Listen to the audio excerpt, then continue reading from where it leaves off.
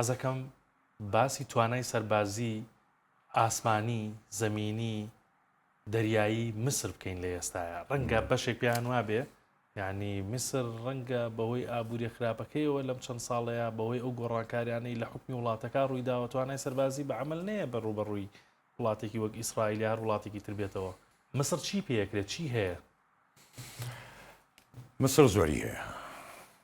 با F-16ەکانی دەرکەینە دەرەوە باش F-16 باشی هەیە هەیەی و عامود فەقەریشێتی دووەم وڵات دوای ئەمریکا کە F-16 بەکاردێنێ عەدەدی زۆرە مسرە بەڵام ناتوانێت دژی ئیسرائیل بەکاری بێنێتن چکار وەکو بەجانابتمت لەوە پێشیش ئەم فڕۆکەی ئەمریکا کە ئەیدا بە وڵاتێ بۆت نییە حەلیفی دژی حەلیفی من بەکاری بێنیت ئەوە تەواوینە بەڵام مەسر گۆڕانکاری کردووە تەنویعی کردووە لە چەکەکانی ڕافاڵی فەڕەنسی هەیە ڕافاڵی فەڕەنسی بە مۆدێلاتی ئەو فڕۆکەیە لە 75 ملیۆن یۆرۆ دەست پێکا بۆ 175 ملیۆن یۆرۆ کە هەندی شەیەتی بەڵام فەڕەنسا کە داوێتی بە مەسر جۆرە موشەکێ هەیە میتۆر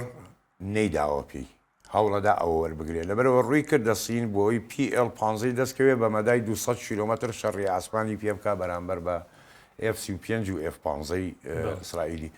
مەسر فڕۆکەی زیاتر لە ئیسرائیل